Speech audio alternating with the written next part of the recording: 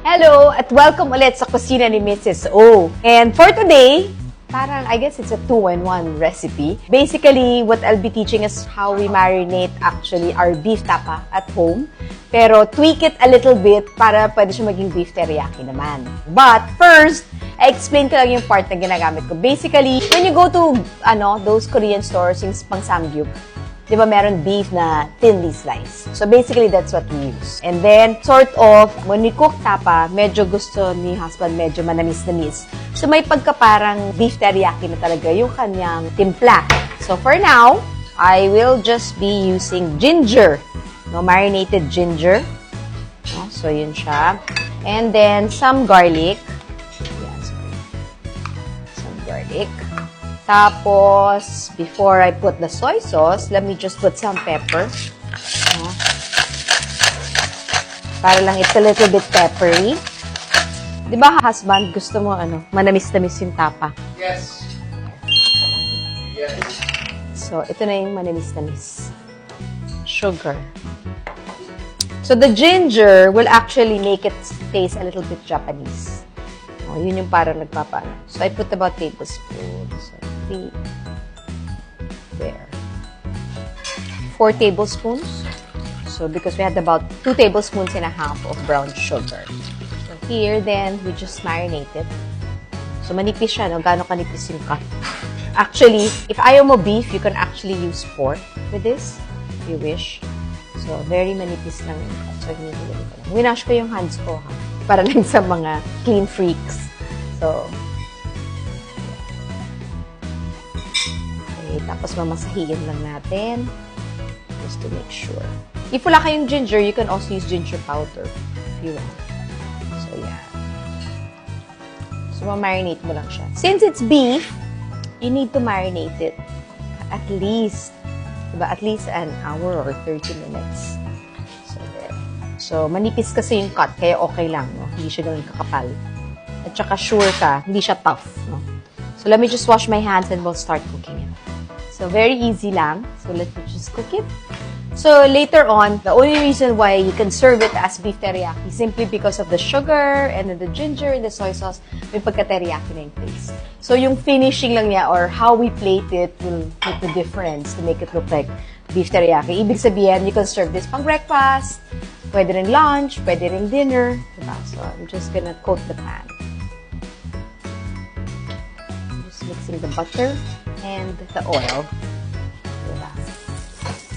So, now na nagsisizzle siya,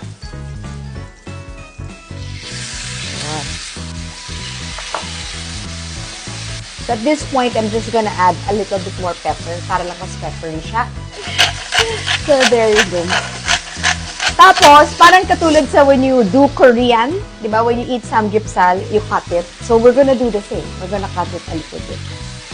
And then, I'm actually gonna add the seasoning. A little bit pa of the marinade. No? Para sa ganon, when we cook it, absorb talaga siya yung taste. So, just like Korean, di ba? You cut it. So, it's the same. Kasi nga, ang samgyeopsal siya. So, the cut is pretty long. Di ba? See? So, mabilis lang talaga tulutuin kasi ang nipis ng cut. We will actually just make it absorb all the sauce. The ginger, the garlic. Para sa ganon, masarap yung lasa. There. Okay. So, manamis-namis na siya.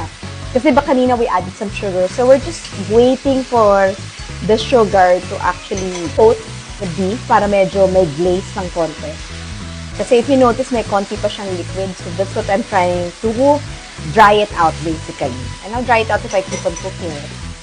Diba? Para hindi siya babasa-basa. Okay. So, there you go. For this, very simple. I just need sesame. So, una, we'll try to serve it like tapa. Diba? Parang pang breakfast. Because I think, as you all know, portion control natin si Lem. Sa breakfast, ito yung kanyang food. Special. So, para siyang tapa. Para siyang rice topping lang. Yun. Tapos ito yung parang, I'll just show you how to plate it. 2 ways. So, isa is parang beef teriyaki. No, remember, meron tayong parang chow fan na recipe. Yan. So, pwede ito rin yung kapares niya. So, una, kung para sa teriyaki, what I will do is I will add a little bit of sesame oil. Just to add a little bit of parang Japanese taste. So, sesame oil, some green onions, and some sesame seeds. So, that's parang our beef teriyaki. Diba? Simple. And then, para naman sa ating breakfast, stop it with egg, para parang tapa naman yung dating. Diba? Tapos pwede pa nga with crunchy garlic kung gusto mo. Kasi pang breakfast. So, there. So, it's the same beef, but one we serve as beef teriyaki and the other as beef tapa. Kaya yung title ng ating episode today is Beef Tapa to Beef Teriyaki. From breakfast to lunch, kung may tira pa dinner. Tapos kung gusto mo, the next day, gagawin ko pang sandwich, pang baon. Pwede rin, i-demo ko. Next time na. So, anyway, happy cooking!